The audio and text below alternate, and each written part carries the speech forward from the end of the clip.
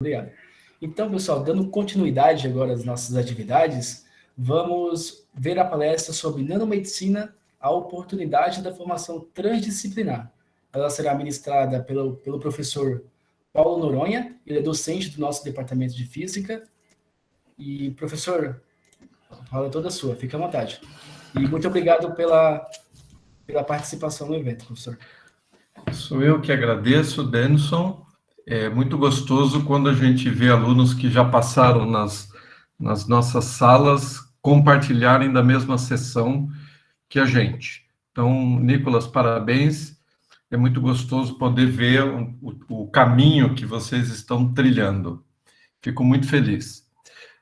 Ô, Nicolas, eu acho que você está apresentando aí, eu preciso que você derrube a sua apresentação. Aí, muito bem.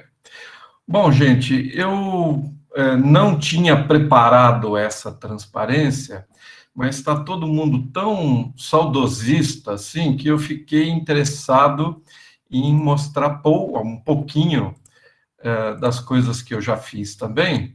Então, eu vou mostrar que está carregando a minha transparência aí. Vocês estão vendo aí uma... Sim, professor. Isso, então, muito bem. Eu, assim como a professora Bia, sou formado na Federal de São Carlos, fiz a minha graduação lá, sou licenciado em Física, e no final da graduação eu me interessei por sair da Federal e ir para alguns rumos diferentes, né? Eu sou de um período lá no milênio passado, onde o síncrotron nem existia, nem o anel primeiro do síncrotron existia. Eu vi a professora Marina ontem falando que ela fez experiências lá no síncrotron e tal. Eu, na transição entre a iniciação científica e o mestrado, me aventurei lá. Tem uma foto aí do primeiro equipamento de XPS, né, que é uma técnica de fotoemissão de raio-x, que eu participei da montagem. Então, a primeira câmera de XPS do Laboratório Nacional de Luz Síncrotron fui eu que participei da montagem. Essa câmera ficou instalada lá mais ou menos por uma década, depois ela veio a ser substituída. Isso é uma coisa que me enche bastante de orgulho. Infelizmente, um pouquinho no começo do mestrado, o meu orientador lá faleceu, vítima de um atropelamento. Eu perdi a bolsa que eu tinha, fiquei meio sem pai nem mãe, acabei voltando para a Federal de São Carlos, onde fui amparado lá para terminar o meu mestrado e continuar meu doutoramento. Eu não tenho nenhuma foto daquela época tão bonita assim como a do professor Vicente, num equipamento de $1 milhão, mas tem uma foto aí do antigo laboratório lá na região de Santa Cândida, antes mesmo de existir o anel, e estou eu aí numa época que eu ainda tinha barba preta.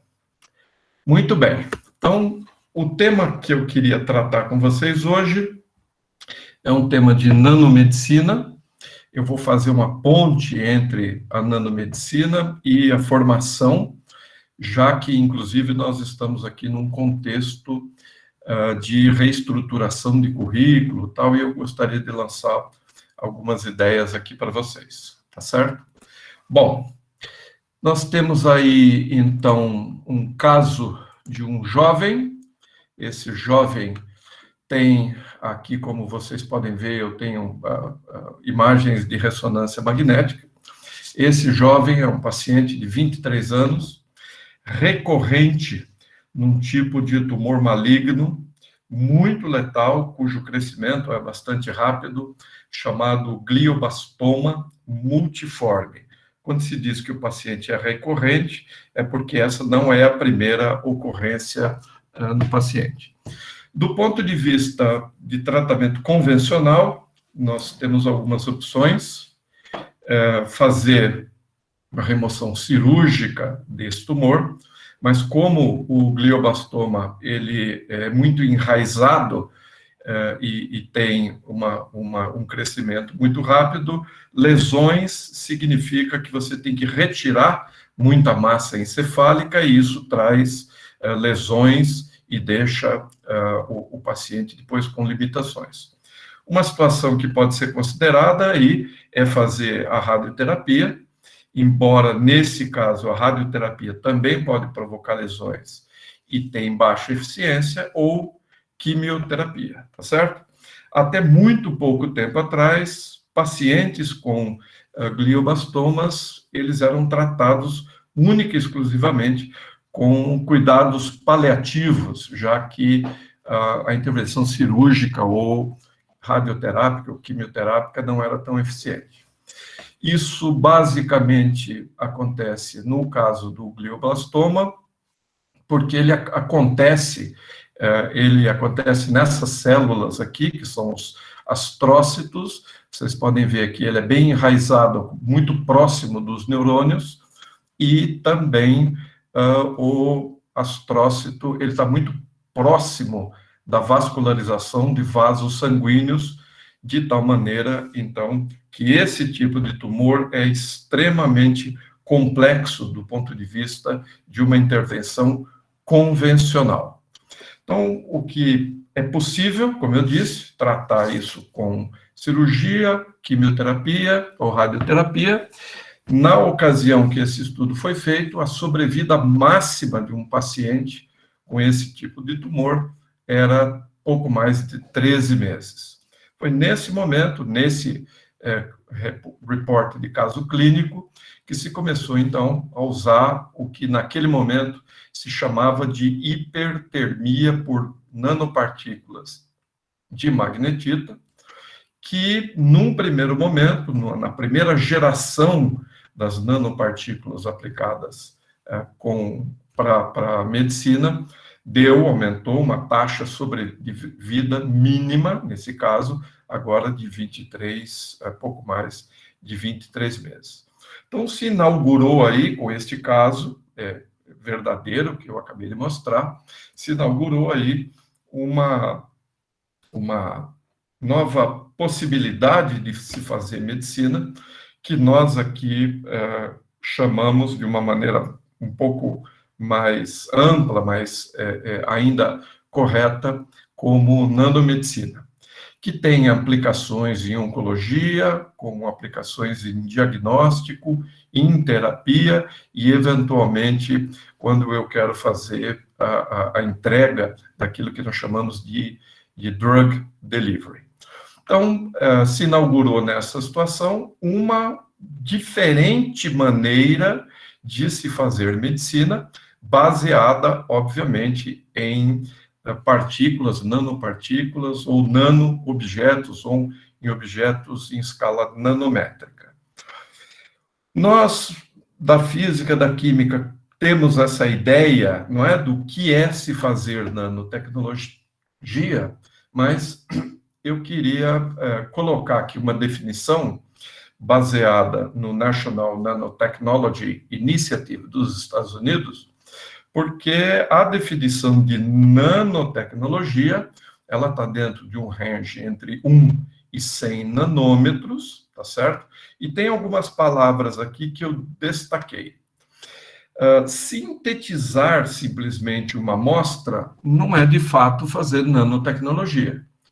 Porque para fazermos nanotecnologia, eu tenho que ter o entendimento e o controle da matéria ou dos objetos os quais eu estou sintetizando. E é importante ressaltar que esses objetos, nessa escala de 1 até 100 nanômetros, eles têm fenômenos muito característicos, únicos, certo? E que dão à nanotecnologia, na escala nanométrica, um sabor para nós, físicos, bastante interessantes. Vale a pena aqui relembrar que, então, a nanotecnologia nos permite trabalhar desde 1 até 100 nanômetros, onde nós conseguimos, então, objetos que são menores do que células animais ou células vegetais, por exemplo. Então, objetos em escala nanométrica facilmente podem entrar em células animais, perfeito?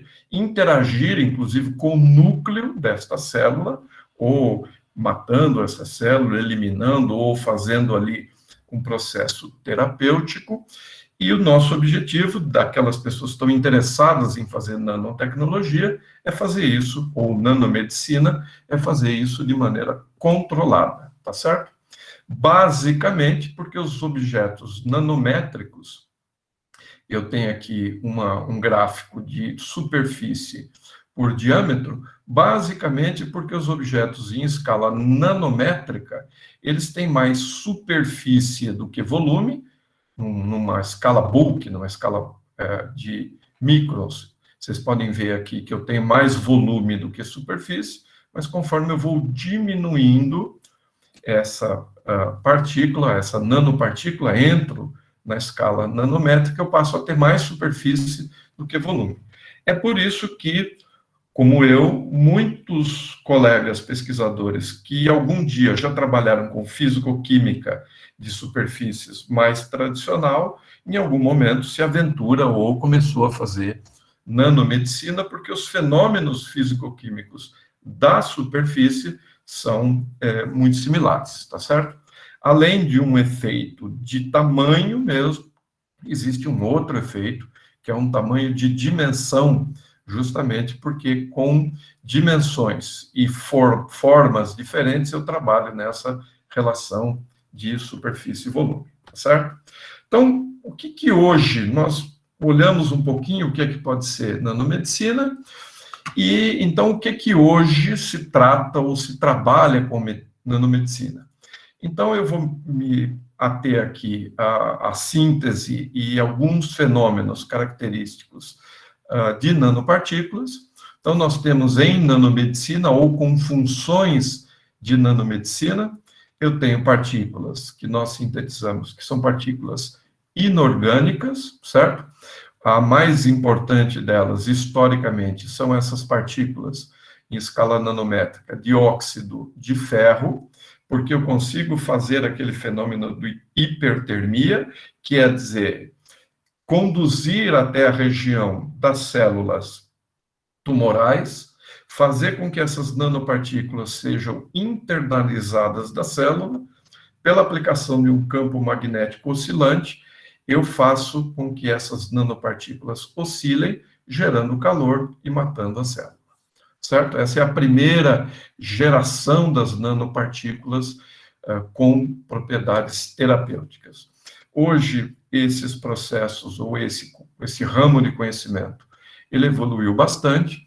Nós temos sistemas que são chamados core shell, né, onde eu tenho o interior da partícula com um tipo de propriedade e a casca, o shell, com uma outra propriedade, de tal maneira que eu consigo agregar duas respostas, fazer a entrega do fármaco, por exemplo, e fazer a hipertermia com uma única nanopartícula, e hoje em dia também existem muitos laboratórios, inclusive o nosso começa a trabalhar com isso, com nanopartículas puramente orgânicas, certo?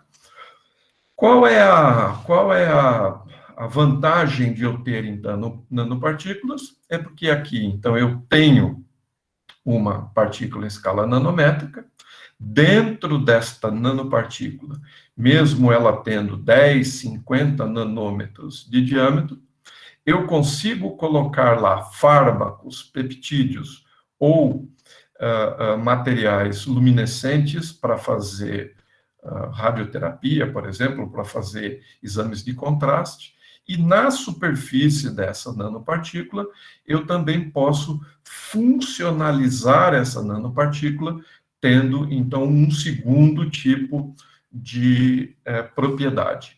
Então, hoje, basicamente, nós estamos trabalhando com essas nanopartículas chamadas core shell, onde o centro da nanopartícula carrega um tipo de função, ou desempenha uma função, e a superfície da nanopartícula, ela é funcionalizada através de fármacos ou moléculas orgânicas, funcionalizada no contexto direto da palavra, né, que é dar uma função essa, por exemplo, quando nós conseguimos agregar aqui na superfície da amostra um fármaco, um agente de contraste ou um outro tipo de material. Então, basicamente, esses são os agentes em forma de nanopartículas da nanomedicina. Bom, podemos fazer isso com nanopartículas de diversas formas, diversas origens, e também desenvolvemos, nosso laboratório tem uma longa trajetória em fazer, então, a funcionalização dessas superfícies para atingir objetivos terapêuticos diversos, tá certo? Hoje nós vivemos aquilo que nós chamamos da quarta geração das nanopartículas e temos ainda muitos desafios pela frente. Alguns deles ainda envolvidos com situações de síntese e funcionalização. Entre vocês aí tem vários alunos ou alguns alunos que trabalham lá no laboratório ainda trabalhando ou ainda tratando de aspectos mais fundamentais, eu diria, da síntese das nanopartículas. Ainda temos uma questão a ser vencida, que é a eficiência da entrega dessa droga, ou desse medicamento. Quando nós ouvimos esse conceito de drug delivery, ou de entrega de fármacos, em substituição, por exemplo, a tomarmos um medicamento por via oral, nós temos a ideia de que esse drug delivery, através de nanopartículas, ele é 100% eficiente. Isso não é verdadeiro, isso não é correto. Hoje nós estamos numa eficiência que beira 30% ou 40% do fármaco versus uma entrega, quando ela é feita por via oral, que não passa de 5%, certo? Existem alguns efeitos secundários ainda relacionados a essa questão das nanopartículas.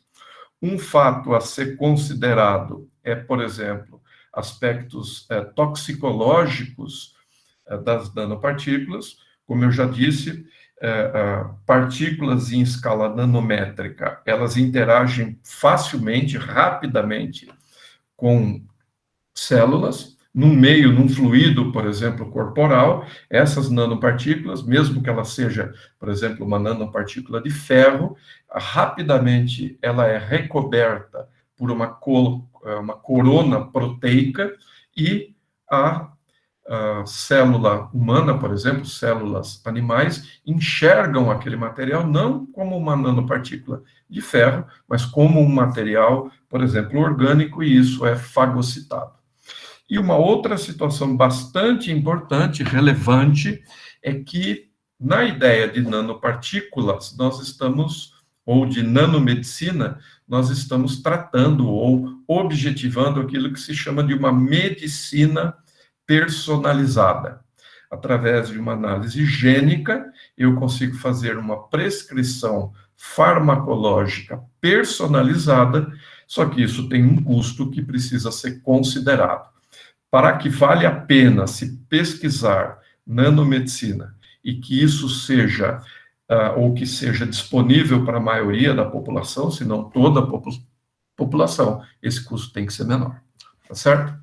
Bom, então, nós olhamos aí para a nanomedicina, vimos que existem aspectos da física, da química, da biologia, eventualmente de engenharia, olhamos aí alguns aspectos regulatórios de uso, por exemplo, desses fármacos, aspectos toxicológicos. Existe um aspecto hoje, não diretamente em nanomedicina, do ponto de vista do paciente, mas é importante lembrar, né, que esse paciente, depois, ele vai até o banheiro, excreta esse material vai para o meio ambiente e aspectos ecológicos ou de sustentabilidade ecológica aí precisam também ser levados em conta quando eu estou tratando da nanomedicina. Existem outros grupos que trabalham, por exemplo, com nanofármacos voltados para a agricultura, por exemplo, ou nanoadubos, tá certo?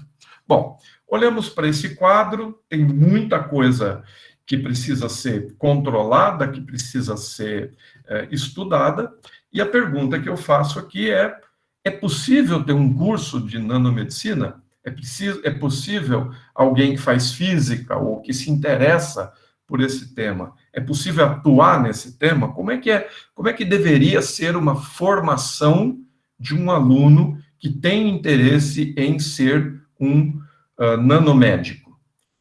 Não preciso ter necessariamente um curso de graduação em nanomedicina, mas eu posso ter um aluno de graduação em física, em química, em biologia, que queira atuar nessa área e que o curso de graduação dê condições para que ele tenha uma formação em termos complementares nessas áreas que eu apresentei aqui. Para mim, por exemplo, que tenho estudado esse problema para além da nanomedicina, né, em termos de formação de pessoas, em termos de possibilidades de formação, algo que é muito recorrente é esse chamado modelo de Jantsch, de Eric Jantsch, que é um futurólogo, um cientista que tratava deste problema, que eu quero aqui rapidamente colocar para vocês. Quando eu tenho, por exemplo, aspectos multidisciplinares, eu tenho cada parte da ciência ou cada disciplina dentro da sua caixinha. Então, isso aqui é a física, essa é a química, essa é a biologia, e nós funcionamos muito assim ainda, não é? Porque nós temos o departamento de física, o curso de física, o departamento de química, o curso de química, eventualmente um professor da física, como eu, vai dar aula lá no curso de biologia, mas ele dá aula do curso de física. A minha propensão a me aproximar da biologia, ou dos problemas da biologia, não pode ser maior do que aquilo que está proposto no plano de ensino, por exemplo, da física que eu tenho que tratar, certo? Em algum momento, nós rompemos um pouco essas barreiras das caixinhas. Vamos fazer algo que se chama pluridisciplinaridade, onde existe aí uma certa interação entre essas caixinhas, uma cooperação entre essas áreas, mas ela não tem uma coordenação definida que olha o problema de fora e dá uma coordenação. Um pouco além disso, nós podemos ter uma formação ou termos algum campo chamado interdisciplinar, onde existe essa interação, onde se cria, por exemplo, um novo objeto, um novo campo de pesquisa, por exemplo, como biofísica, tá certo? E existe já, então, um grau de coordenação, de cooperação para fazer esse novo campo científico aparecer.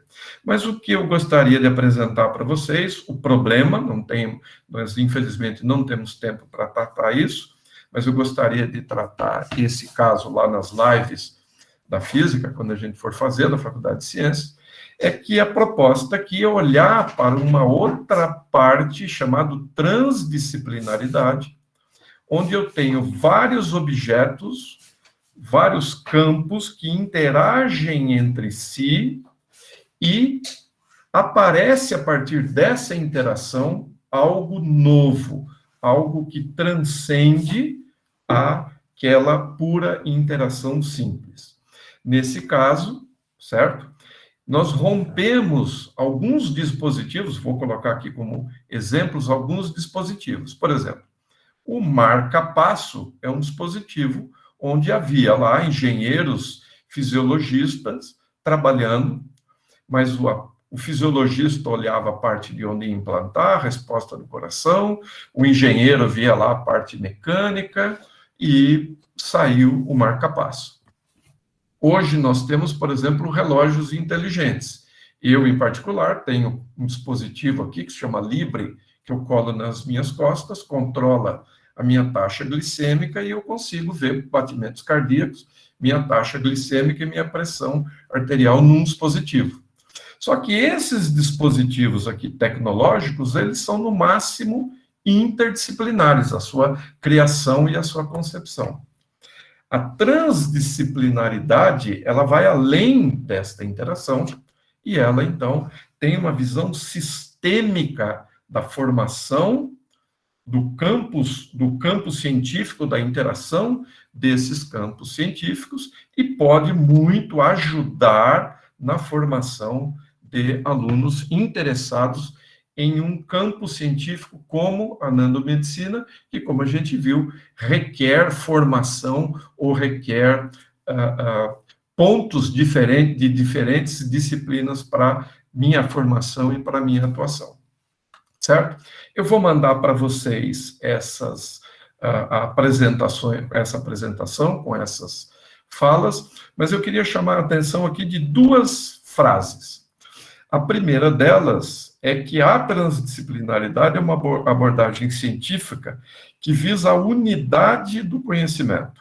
Não tem mais física, não tem mais química, não tem mais biologia, eu tenho, então, um campo novo transdisciplinar que vai me permitir atuar em várias áreas. E essa transdisciplinaridade, o que ela busca? Ela busca a compreensão da complexidade dos fenômenos. Esses dois trechos, eles foram retirados de um manifesto chamado Manifesto da Transdisciplinaridade, de um filósofo educador romeno chamado Barassab Nicolescu, trabalhou isso em 94, 2020, né, houve uma revisitação dessa questão, mas eu posso dizer para você que, ou para vocês, que até hoje, 2021, essa discussão está presente, está colocada aqui, e ainda a gente quer vencer, romper essas ideias de módulos ou de sequências na formação nossa, tá certo? Bom, como é que a gente faz isso? Professor, desculpa interromper. Perfeito, não, estou seguindo aqui, Nicolas. Como é que a gente faz isso? Estou encerrando. Bom, para nós da física, trabalhar com ideias de complexidade ou de escala nanométrica é muito simples. Isso faz parte das nossas ideias. Sistemas complexos, complexidade, para nós isso é fácil. Não seria difícil ter uma formação transdisciplinar em nanomedicina. Um outro conceito que está ligado à nanomedicina em particular é a chamada medicina translacional, que vai além da bancada. Quando eu faço uma medicina translacional como a nanomedicina, isso deve ser aplicado e levado diretamente à aplicação. Então, a distância entre a bancada e o leito do hospital e a volta, ela é muito rápida.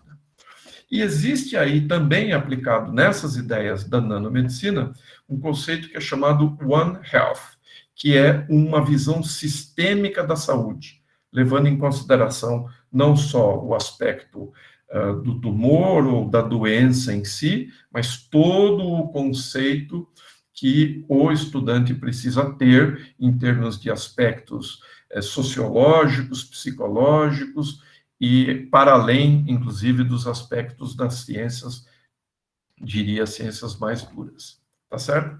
E tem aí uma questão bastante importante, vinculada ou levada à nanomedicina, que é o desenvolvimento em competências de inovação tecnológica, que é diria, eventualmente, até um mito dentro da academia brasileira. E, por fim, eu acho que nós aqui devemos ter uma reflexão também na formação do nosso currículo, e eu tenho me atentado bastante a isso, que são o perfil de competências dos nossos alunos que formamos.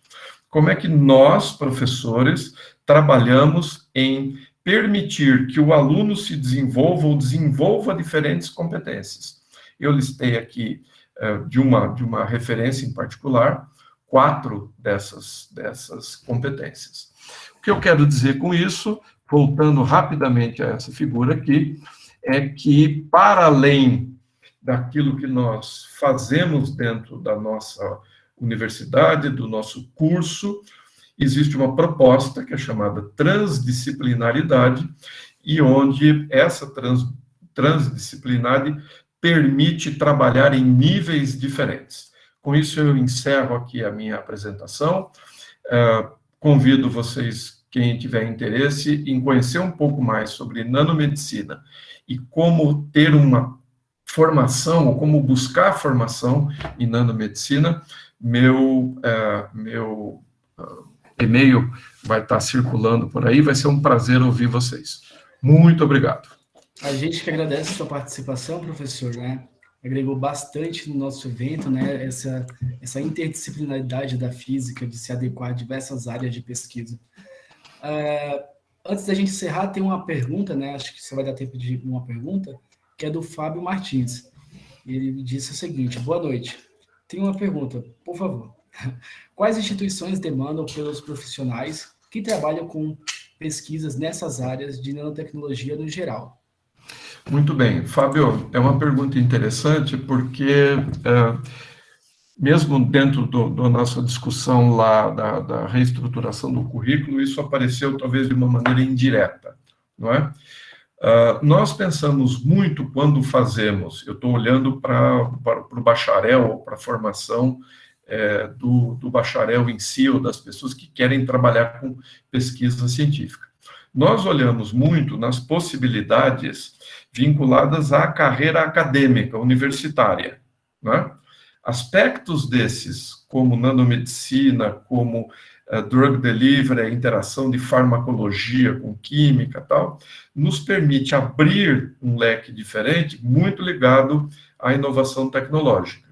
Então, hoje em dia, eu posso dizer isso, acompanho bastante esse, diria, mercado de atuação, tá certo? Muitas empresas trabalham ou têm vagas para desenvolvedores dentro da área de nanotecnologia. Vou fazer uma brincadeira aqui, que ela é bastante pertinente. Aquilo que o físico sabe mais fazer é resolver problemas. Nós somos treinados para resolver problemas. Não importa se esse problema é de skirmions, não é? Como o Nicolas falou, se é um problema de nanomedicina ou se é um problema de mercado. Temos colegas da física trabalhando, por exemplo, em econofísica, tá certo? E isso nos abre possibilidades, leque de atuação muito grande. Mas, se me permite ainda, Denison, um minutinho, eu acho que é fundamental termos aqui a clareza de uma situação. Você pode ser o melhor físico, bacharel da melhor qualidade, conhecer tudo sobre escala nanométrica, farmacologia, física, química. Se você não tiver uma formação humanística sólida dentro desse conceito de One Health, né, que é uma saúde global, integral, você vai sempre ser ou está fadado a ser um profissional não tão adequado. O mundo de hoje, ele prescinde de pessoas que têm uma formação técnica e uma formação humana cada dia mais. Muito obrigado. A gente que agradece, professor, obrigado pelas considerações finais e obrigado por participar do nosso evento, se disponibilizar. Só mais uma propaganda, o professor Paulo estará na semana que vem ministrando uma palestra mais abrangente sobre o assunto. Eu também vou estar lá mediando o encontro, então espero que vocês estejam presentes para falarmos mais um pouco sobre essa área de pesquisa tão importante, né, que interliga a medicina, nanomedicina e física de materiais.